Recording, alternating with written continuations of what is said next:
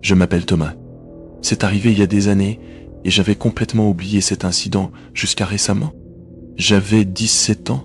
Cet été-là, je travaillais de nuit dans une pizzeria en périphérie de ma ville natale. Je n'étais pas ravi mais sans argent, et avec des parents qui m'auraient tué si j'étais resté au chômage, je ne pouvais pas me plaindre. C'était un de ces jobs qu'on accepte faute de mieux. Service lent, uniforme, collant, et une vieille voiture de livraison qui peinait dans les côtes. Au moins, je n'avais pas à utiliser ma propre voiture. Ça aurait été l'enfer.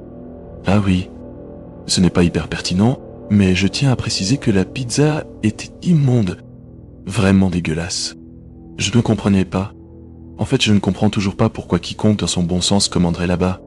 Sans la technologie et l'ambiance relativement sympa, je pense honnêtement qu'on n'aurait jamais eu une seule commande. Cet endroit est clairement ce qui me manque le moins de ma ville natale. Et ça veut dire quelque chose. Le seul avantage à y travailler, c'est qu'avec des pizzas si mauvaises, ou l'emplacement si excentré, ou peut-être les deux. On recevait rarement des commandes, donc la plupart des nuits étaient mortes. Je ne vais pas vous ennuyer avec les détails de mes nuits types. C'était une pizzeria. Vous imaginez, une nuit alors que je réapprovisionnais le frigo en boissant, la tablette a vibré avec une commande en ligne. Une grande pizza aux saucisses et olives. Je m'en souviens précisément parce qu'on n'avait jamais d'olives. L'adresse était en pleine cambrousse au-delà de notre zone de livraison, et j'allais la refuser par réflexe. Mais avant que je puisse le faire, mon manager, un type d'une trentaine d'années appelé Julien, qui passait son temps à scroller Reddit dans l'arrière-boutique, m'a dit de la prendre en arguant qu'on n'avait eu aucune course depuis plus d'1 heure. Je n'ai pas discuté. Quand la pizza fut prête, j'ai entré l'adresse dans mon téléphone et pris la commande. Au moins ça durait 30 ou 40 minutes. Alors que j'allais quitter le magasin pour rejoindre la voiture, j'ai regardé de plus près les instructions de livraison que Julien avait imprimées et agrafées sur la boîte auxquelles je n'avais pas fait attention jusque-là. Elle disait, et je m'en souviens mot pour mot, « Garez-vous dans la rue derrière la maison. Passez par le jardin. » Frapper uniquement à la porte derrière ça a attiré mon attention, mais mon cerveau de gamin de 17 ans a imaginé plein de raisons logiques peut-être. Ne voulait-il pas réveiller un vieillard ou un enfant? Peut-être la porte d'entrée était en rénovation. Peut-être voulait-il cacher la livraison à un parent ou conjoint. Bref, ça pouvait être n'importe quoi. Et puis je ne pensais qu'à la lenteur de la nuit, et à combien le temps paraîtrait long si je restais plié des cartons. Alors j'ai décidé de faire mon boulot. Mais dès que je suis sorti, j'ai commencé à douter. C'était l'une de ces nuits d'été où l'air est aussi épais qu'une soupe. Vide et totalement immobile. Comme si l'air lui-même était coincé dans une gelée invisible. Je ne sais pas si c'est clair, mais il y avait cette odeur rance et aigre des nuits très humides et stagnantes. Un mélange de vieux plastique et de terre brûlée par le soleil. C'était cette odeur-là. Je la déteste plus que tout, mais impossible d'y échapper. J'ai gardé les fenêtres ouvertes 2 minutes avant d'abandonner et de mettre la clim à fond. L'adresse n'était pas vers le centre-ville. C'était même exactement dans la direction opposée alors que la pizzeria était déjà en pleine cambrousse. Le trajet devait prendre un peu plus de 25 minutes, mais a semblé plus long à cause du vide des routes. J'exagère un peu. Ce n'était pas le désert complet, mais plus j'avançais, moins il y avait d'habitations. Quand je suis enfin arrivé, j'ai réalisé que j'approchais par l'arrière. Le GPS m'avait guidé par une petite rue parallèle au jardin. Il n'y avait pas de lampadaire ni de lumière aux fenêtres. Rien que des ombres. J'ai ralenti et vérifié le numéro, car la maison semblait abandonnée. Aucune lumière, aucune voiture sur l'allée. Juste un jardin négligé avec de l'herbe haute, une vieille clôture en bois qui ne fermait même pas correctement. Mais j'ai suivi les instructions. Je me suis garé sur le bas-côté, pris la pizza, et gravi la pente vers la porte de derrière. La pizza dans une main, ma lampe torche dans l'autre, éclairant mes pieds pour ne pas trébucher. En haut de la pente, j'ai vu la porte, une vieille porte blanche, avec un petit carreau, en haut caché par un rideau cheap. J'ai frappé et attendu, mais personne n'a répondu. J'ai frappé une seconde fois, sachant que Julien serait furieux si je revenais bredouille. Alors que j'allais frapper une 3e fois, j'ai vu le rideau bouger. Juste un tout petit mouvement, comme si quelqu'un l'avait effleuré du doigt. C'était rapide, et je ne l'aurais sans doute pas remarqué si je n'avais pas fixé le verrou. Je suis resté planté là quelques secondes de plus, attendant que la personne visiblement derrière la porte ouvre enfin. Mais avant que ça n'arrive, j'ai vu 2 voitures banalisées s'arrêter dans la rue derrière ma voiture. Ma première pensée a été que j'allais avoir des problèmes pour intrusion. Une portière s'est ouverte et quelqu'un en est sorti.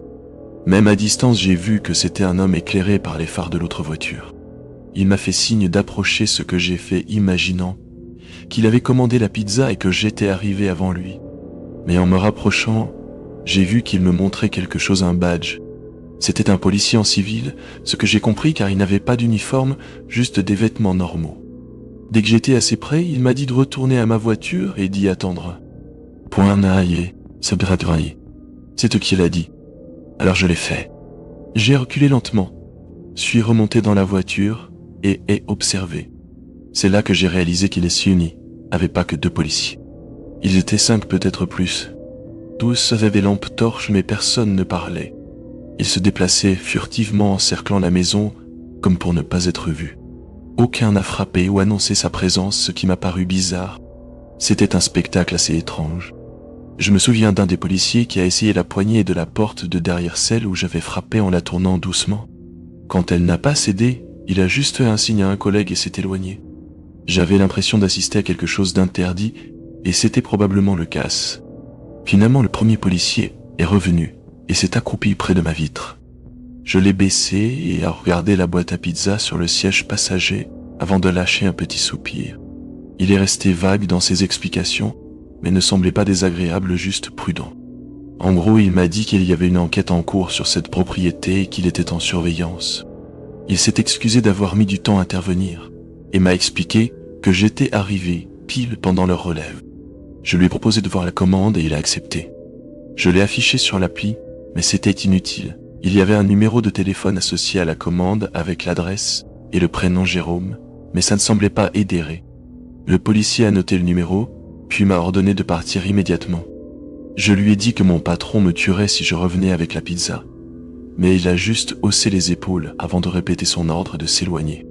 J'étais furieux mais impuissant, alors je suis parti. Il m'a fallu tout le trajet retour pour réaliser ce qui s'était passé. Je n'ai vraiment compris la gravité de la situation qu'en sortant de la voiture. Sans l'intervention des policiers, quelque chose de terrible aurait pu arriver. Je ne sais même pas quoi. Plus j'y la pensais, plus je comprenais que leur présence était probablement la seule raison pour laquelle la personne n'avait pas ouvert. Mais pourquoi commander une pizza si on est sous surveillance? Peut-être que l'occupant ignorait qu'on le surveillait. Ou peut-être le savait-il, et j'étais un test, un appât pour voir si les flics surveillaient ce côté de la maison. Le rideau qui bouge, le silence, le timing. Je ne sais pas. Ce que je sais, c'est que je n'aurai jamais d'explication. Et ressasser cet incident est une perte de temps. Je l'aurais complètement oublié si un ami du lycée ne les avait pas mentionnés récemment. Je ne m'en souvenais même plus au début. Il vaut probablement mieux que j'oublie à nouveau, mais j'ai voulu le partager ici avant que ça n'arrive.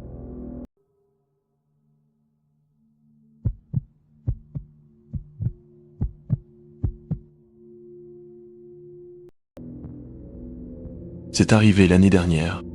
J'ai 40 ans maintenant, marié avec 2 garçons de 7 et 5 ans. Je travaille dans les assurances, ce qui semble ennuyeux parce que ça l'est, mais nous sommes stables, et c'est tout ce qui m'importe à ce stade de ma vie. Il y a quelques années, mon père est décédé après un long combat contre le cancer. Il nous a laissé une maison de plage dans le sud de la France où je n'étais jamais allé auparavant, car il a loué toute l'année. Ce n'est rien de luxueux ou grand, mais elle est dans un endroit fantastique, à un pâté de maisons de la promenade. Ma partie préférée est sans aucun doute la terrasse à l'arrière à l'étage, qui offre une très belle vue sur l'océan. Nous avons commencé à y aller chaque été après son décès comme échappatoire. Une semaine ici, un week-end là. C'est devenu notre petite tradition familiale. Autant ma femme et moi aimons y passer du temps. Autant les garçons l'adorent, encore plus. Ils passent des heures à jouer sur la plage, faire du vélo et explorer la ville. Ça ressemble à un cadeau, quelque chose que mon père nous a laissé pour en profiter. Cette histoire se déroule lors d'un de ces séjours, l'été dernier. Nous y étions allés mi-juillet du dimanche au vendredi quand les foules s'éclaircissent en milieu de semaine et que la plage est plus calme. Je me souviens clairement de cette nuit. C'était un mercredi. Les garçons s'étaient endormis vers 21h30 après une longue journée au soleil et ma femme et moi étions sur la terrasse arrière à jouer aux cartes et siroter du vin. C'est alors que notre fils aîné Thomas est sorti. Il avait l'air inquiet. Il m'a dit qu'il entendait un bruit de grattement dans sa chambre qui l'empêchait de dormir. J'ai regardé ma femme poser mon verre et me suis levé lui disant que j'irais vérifier. J'ai dit à ma femme de rester là. Je pensais que C'était probablement juste des bruits normaux de maison. C'est une maison assez vieille après tout. Les garçons ne partagent pas de chambre, donc je n'ai pas jugé nécessaire de réveiller le plus jeune. J'ai suivi Thomas en bas jusqu'à sa chambre et il a pointé le mur près de son lit en me faisant signe de me taire. Nous sommes restés là un moment et je n'ai rien entendu au début, mais je ne voulais pas qu'il pense que je ne le croyais pas. Donc je suis resté un peu plus longtemps. Après peut-être 20 secondes, je l'ai enfin entendu. Faible au début mais définitivement présent. Un doux grattement, comme il l'avait décrit. Je me suis accroupi et collé mon oreille contre le mur. Ça ne ressemblait pas à un animal dans la charpente ou quoi que ce soit. Ça semblait venir de l'intérieur du mur, vers le bas près des plinthes. C'est là que je l'ai entendu respirer. Pas un animal. Certainement pas. C'était une respiration humaine profonde et lente. J'ai sursauté et laissé échapper un Jésus involontaire. Et puis, je ne plaisante pas, j'ai entendu le cri le plus guttural et le plus furieux que j'ai jamais entendu résonner depuis l'intérieur du mur. Ça m'a tellement pris au dépourvu que j'ai crié à nouveau, un sentiment de terreur existentielle me frappant de plein fouet. J'ai attrapé Thomas par le bras et l'ai tiré hors de la chambre. Nous avons couru dans le couloir pour récupérer mon plus jeune fils Lucas, qui dormait encore profondément. Je ne lui ai même pas laissé le temps d'ouvrir les yeux. Je l'ai juste pris dans mes bras et y couru. Je devais retourner à l'étage sur la terrasse où était ma femme. C'était la seule autre chose à laquelle je pensais à ce moment-là. Alors que nous atteignions le bas des escaliers, j'ai crié pour elle. Et puis j'ai entendu un autre cri venant de quelque part derrière moi, mais beaucoup plus près cette fois. Je me suis retourné et j'ai vu un homme couvert de saleté chargé dans le couloir droit sur nous. J'ai failli trébucher en montant les escaliers avec mes deux fils, mais nous sommes arrivés à l'étage et sur la terrasse juste à temps. Pas 2 secondes après avoir claqué la porte coulissant, le type a frappé le verre de plein fouet. Je pensais vraiment qu'il allait se briser.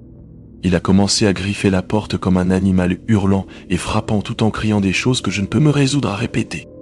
J'ai plaqué mon corps contre la porte et crié à ma femme de prendre les enfants et d'appeler la police.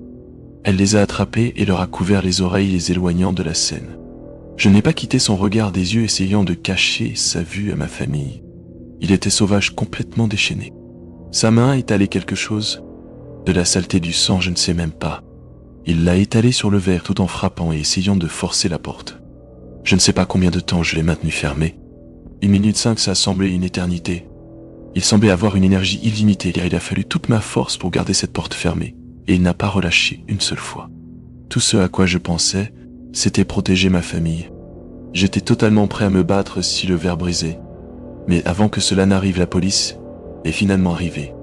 Ils ont dû passer par le côté car en quelques secondes, j'ai vu 2 policiers dans la maison courir vers le type qui frappait toujours à la porte. Un des officiers l'a plaqué par derrière et l'autre l'a aidé à le maîtriser. Le reste de la nuit a été un flou. Après avoir sorti cet homme de ma maison et dans une voiture de police, les officiers m'ont demandé ma version des faits que je leur ai racontés. Ensemble, nous avons inspecté la maison pour essayer de comprendre comment cet homme avait pu être dans les murs et comment il était sorti si vite. Il s'avère que la maison a un vide sanitaire que je ne connaissais pas. Il y a une entrée sous la terrasse arrière qu'on ne peut voir à moins de la chercher. De là, ça mène à un vide sanitaire accessible debout qui longe les fondations et à un second accès par un panneau mal fixé dans le placard de Thomas. Je n'avais aucune idée que c'était là. Je n'avais jamais fait d'inspection complète de la maison quand je l'ai héritée. Bon sang, je n'ai même pas pris la peine de la rénover. Quelques jours plus tard, un détective m'a appelé pour un suivi. Il m'a dit que le coupable avait avoué qu'il vivait dans le vide sanitaire depuis des mois, qu'il avait découvert l'entrée pendant la basse saison et qu'il avait prévu de faire du mal à ma famille cette nuit-là pour avoir envahi sa nouvelle maison. Apparemment, le type volait de la nourriture chez nous, ce que nous n'avons bizarrement jamais remarqué, et dans les poubelles des voisins. Nous n'y sommes pas retournés le reste d'été, pas par peur que chose arrive, mais par traumatisme. Je ne voulais pas y ramener ma femme ou mes enfants pendant un moment, et ils n'ont pas protesté. J'ai engagé une équipe pour sceller complètement le vide sanitaire, et une fois cela fait, j'ai enfin pu me détendre un peu. Nous avons recommencé à utiliser la maison cet été, et je suis heureux de dire que les choses sont revenues à la normale, ou du moins aussi proches que possible.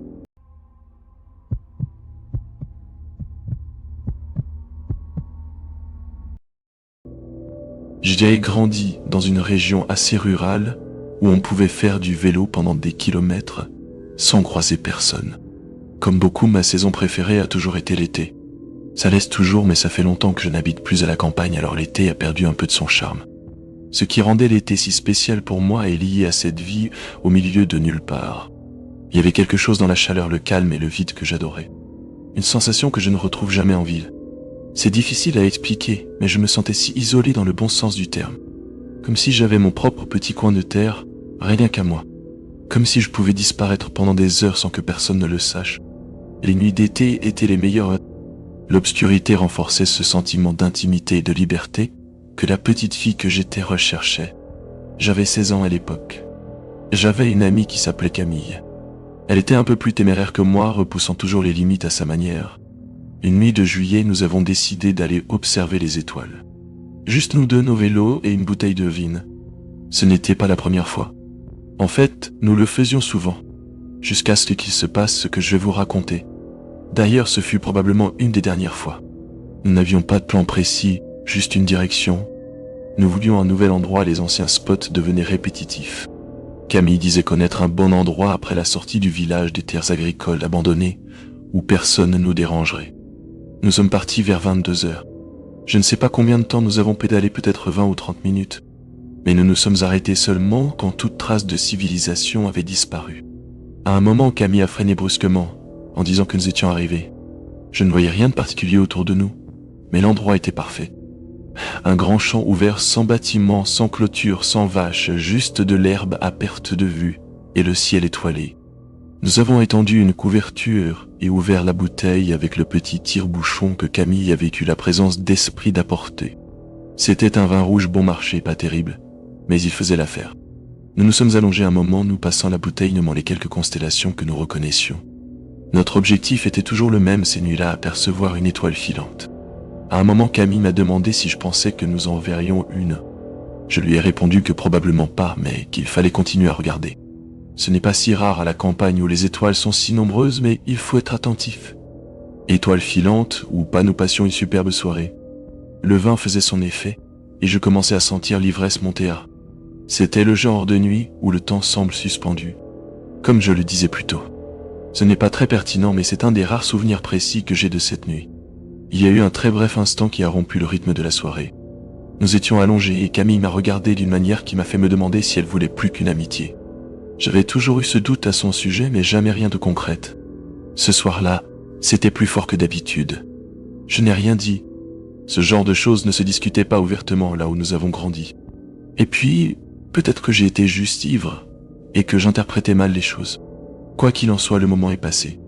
Nous avons ri d'une bêtise qu'elle a dite, puis levé les yeux juste à temps pour voir une étoile filante traverser le ciel. Ceux qui en ont déjà vu une connaissent cette réaction incontrôlable. On ne peut s'empêcher de crier ou de rire. Nous avons glossé et Camille m'a dit de faire un vœu. Je ne me souviens plus lequel.